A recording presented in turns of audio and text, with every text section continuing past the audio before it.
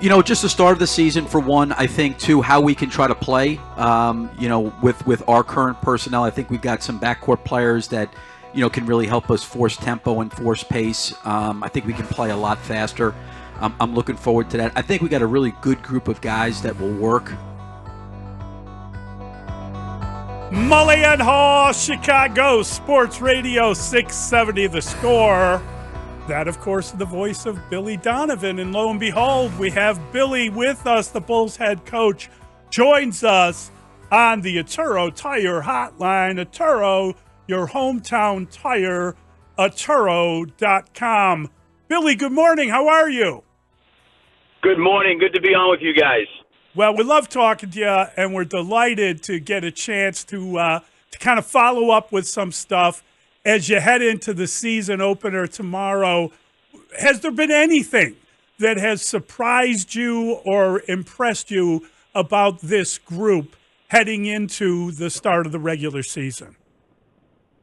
Well, I've been really pleased with our guys, the way they've worked in camp. I would say that we probably have had no days, maybe one where I think our effort could have been a little bit better. But outside of that, they've been great. Really working to try to establish an identity of how we want to play. And it's been great to see Lonzo be able to come back and participate and see him be able to get out there more and more in practice, and then obviously the last two preseason games. So I really have enjoyed the group. They're really working. They're really, really trying. I do think this time of year for every team, there's always a level of optimism, enthusiasm as the season gets started. We certainly have got a tough stretch, right when we come out of the chute playing at New Orleans and then going into a back-to-back with Milwaukee and OKC. But I know our guys are excited to get the season started, so am I, and, looking forward to what's in front of us. And I think these guys have really put themselves in a position where they're in really, really good shape, and I think we've gotten better at how we want to play. Great to talk to you, Billy. To what extent has Lonzo Ball's progress this preseason maybe caused you to rethink your rotation, or maybe on a larger scale, your expectations for this year? Well, one is I was really, really happy for him personally for all that he's gone through and what he's had to deal with. He's a great guy. He's kept unbelievable, spirits about himself. I didn't know what to expect. I did see him down in Miami in August working out, and I thought he looked very good. And then you could see in training camp he looked good.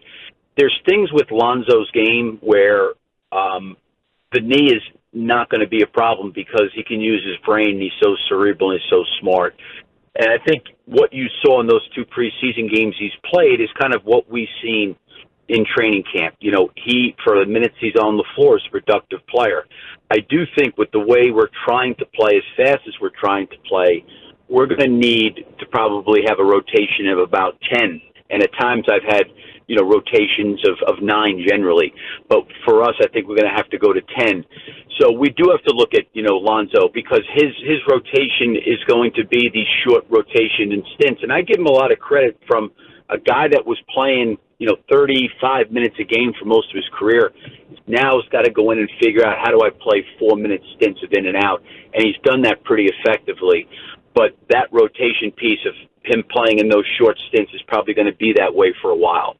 Yeah, I think it's fascinating, and I'm sure that you've spent a lot of time contemplating how that works. In other words, 16 minutes a game, if you're working these 4-minute increments, do you put him on in this particular moment and try to get things, geared up? Do you fit him in sort of carefully as to the flow of the game, or do you look for that sort of jumped up little piece that he can hit a three. He's shown, I've been amazed that he looks as good as he's looked thus far. Yeah, no, I agree with you. No, I mean, the rotation piece of when and the timing of all that, of him coming into the game is going to be interesting. I think the thing we've got to figure out with this group is, as they continue to work together, is Josh Giddey is similar to Lonzo in the fact, not that their games are similar, but they're similar in the fact that they're both pass-first guys. Like, that's their game, is their passing. Lonzo does it in a little bit of a different way than Josh does it, and not to say one's better than the other, but they one thing that they do is both guys impact the group with their passing. So, do you want to have Josh off when Lonzo's out there? Do you want to make sure that you have really great floor runners with Lonzo, because one of his elite skills is the ability to advance the ball up the floor and generate, advantage situations for yourself. We're going to have to find a second unit. One of the things that's, I think, going to be somewhat, I don't want to say of a challenge, but with as fast as we're trying to play, I don't know if guys are going to be able to play a rotation of 9 or 10 or 11 minutes, because that's a long time to absorb that kind of intensity level, to play at that intensity level. So, that's why I think the 10th person can help. And what we don't want to have happen is, guys says, my rotation's 9, 10 minutes. I got to pace myself here. We are going to have to play fast, and we're going to have to be able to try to win free throw line and free throw line. There are going to be times where athletically and physically we don't have the length and the size to deal with certain teams, and we've got to do it through conditioning and trying to wear teams down and just being in physically great shape. And how we mix Lonzo into all that will be important. But I do think you want to put him in a situation where the guys that are out there, because passing is his thing, that he can really, really utilize his skill set to help the group. Billy, I know it's only preseason, but only the Celtics attempted more three-pointers per game than you did. You guys shot 48 threes per game on average. That's a dramatic increase from last year, where I think you were right around 32. Obviously, your transformation offensively is taking shape. Number one, is that sustainable? And secondly, is there a number that you go into each game thinking we want to shoot this many threes? Yeah, I think what's happening right now is the league's playing faster, right? And there's always a sweet spot, right? Like, you don't want to play at such a breakneck pace that you're turning the ball over, you're taking ill-advised shots, you can't get back in transition defense, and you're putting yourself in harm's way, right? But for us and our team, we're not going to be the biggest, the strongest, the most physical. But what we've got to be is we've got to be in elite shape, and we've got to be able to run. Now, if you look at all the analytics, the best quality shots the first 7 seconds of the shot clock. From the first 7 seconds of the shot clock, the shooting percentages in the NBA go down. And then the last, 7 seconds of the clock, that's the lowest percentage shot across the board, right? So everybody's trying to run. I think the sustainability part is we've got to be able to sustain that pace. That doesn't mean that we need to shoot quick, right? But it means we need to generate good shots. So I think if you look at the game, the most valued shots in the game are layups, anything at the rim, and the corner three, besides the free throw line, right? I'm saying besides the corner three and the rim. You've got to get to those spots. So, yes, we've taken, the second most threes in the league, but I think you got to look a little bit deeper. We're also second in the league in generating in this preseason corner threes, and we were top 5 in the league getting to the rim. So when you start to look at your shot profile, what you want to look at is, are you generating shots in those best areas of the floor, which is at the rim and in the corners?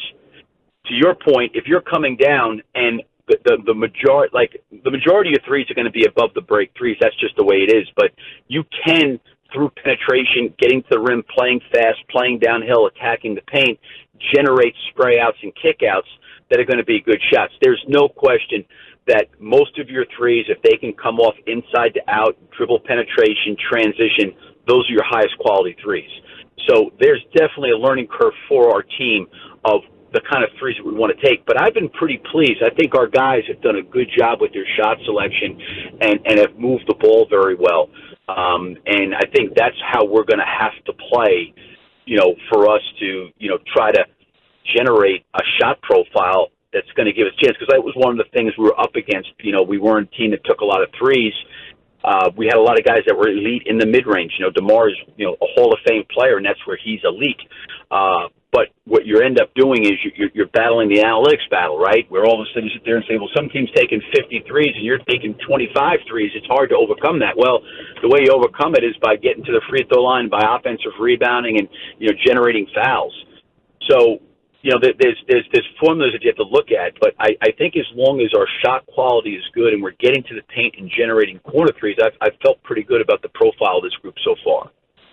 I was talking to a friend of mine who's a big NBA fan, and he said to me, "Do you remember the draft?" Of course, I remember the draft. Who was drafted first? And I thought, "Oh my God!" And I had to go look it up. It was Zachary Richichet, and then a Frenchman followed by the Australian. And I'm like, "Oh my!" I mean, that'll come to me as the season goes on. But you got a good one. I mean, I think what we've seen from Matas Buzelis has been impressive. He seems like he's got a little swag. He seems like he's got a lot of skill. Fearless. And he seems relentless and fearless. I agree with you guys 100%. And I think the biggest thing for a person's growth that's young has got to be a fearlessness of not being traumatized by mistakes. I've seen so many young players that play the game to not make mistakes or play the game to be perfect. And it's impossible. It's an imperfect game. We're imperfect people. There's nothing perfect about anything. The one thing about Matas is he's not afraid, I don't want to say to take risks, but he's not afraid to put himself out there physically. He's not afraid to put himself out there in terms of taking some chances. He really, I think, feels deep inside that part of his learning curve has got to be through making mistakes. And I think that's a healthy mindset to have, where you're not going in there saying, okay, I don't want to screw anything up. I don't want to make a mistake. I don't want to do too much. And then you're kind of floating around. We need to get his athleticism into the game. We need to get his running into the game. You know, he's obviously got, you know, an incredibly live body. But I do think he will get better because he puts himself out there. And there's a fearlessness to him. There's a part of him that, you know, is not really worried about it. You know, he's just like, okay, it's going to be information, inventory for me to take in to figure out what I should and shouldn't do the next time. He moves on from things pretty quickly. He does hold himself accountable. I think one of the things that's interesting with him, and it's really rare for a lot of young players, I see it so many times, young players get wrapped up in what they're doing offensively, and his whole focus wants to be better defensively. You know, he doesn't worry about the offense. He's worried about how he can get better defensively. So I'm very encouraged with him, and, you know, he's got a long way to go. There's a huge learning curve there, and part of it is he's so young. He's got to develop a routine. He's got to develop habits. He's got to know how to eat and sleep, take care of his body, how to, you know, pre-practice, post-practice, pre-game, post-game. There's so much stuff he's got to learn. And, you know, last time I was on with you guys, we had talked about the development piece. Like, everybody looks at the development between the lines. Those are development things that he's going to have to work himself through this season. So, Billy, Zach LaVine was gone for a long time, and the first thing he did when he came back on Media Day was he took the microphone and he took over, and he established the parameters of what he wanted to talk about, what he wanted to say. And I thought that was an interesting step forward for a guy that's been a consummate pro. Working him back into the rotation has been, I think, seamless, it looks like. But I think there's always going to be the conversation surrounding Zach LaVine, the things that he can't control. How would you describe the dynamic now and how different it is from before? You know, I think there was a lot that Zach, you know, had to absorb and take in, you know, and obviously I'm not privy to all the conversation with his representation and the front office and those kind of conversations, right? But when I've had conversations with Zach, I've always enjoyed them. I think they've always been honest and open and straightforward, and I think that both of us have worked hard on our relationship. And I really like Zach as a person. He's a really good person. I think the one thing that I would tell you that I always felt in the off season with Zach that happened was when I would go meet with him, he would always, I think, take time, you know, after the season ended and reflect about, you know, how he could get better or what he could do better or maybe how we could help him as a staff more, help the team more. You know, he was very reflective in that way. And, you know, I think probably his you know, preseason press conference was very reflective, you know, for him. He probably reflected. He's been great. You know, I think the first thing is, in fairness to him, is he's come in healthy. You know, the last couple of training camps, he's not been right, in my opinion. Like, I have not, like, I've looked at him and seen him in camp, and I'm like, he's got a long way to go to get where he's normally been. When I saw him in August and then saw him in September, like, I knew he was in as good a shape as anybody on our team, if not the best shape of anybody on our team. And he's a funny guy. I said, Zach, man, you look like you're in great shape. He said, well, I've had since February to work out. What am I going to do? You know, so he's got himself in great shape, and his legs are under him. And I think with the way we're trying to play, I think it helps him. You know, I think the running, he's an elite runner, an elite finisher at the basket.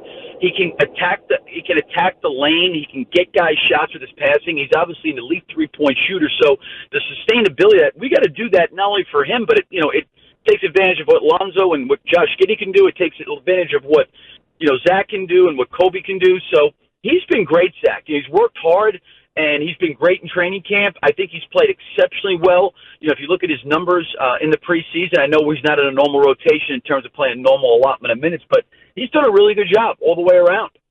Billy, great stuff. Thanks a ton for jumping on. Best of luck in the year. We'll be following you and hope to talk soon. Good luck, Billy. No, pleasure. Yeah, thank you. Pleasure to be on with you guys. Thank you.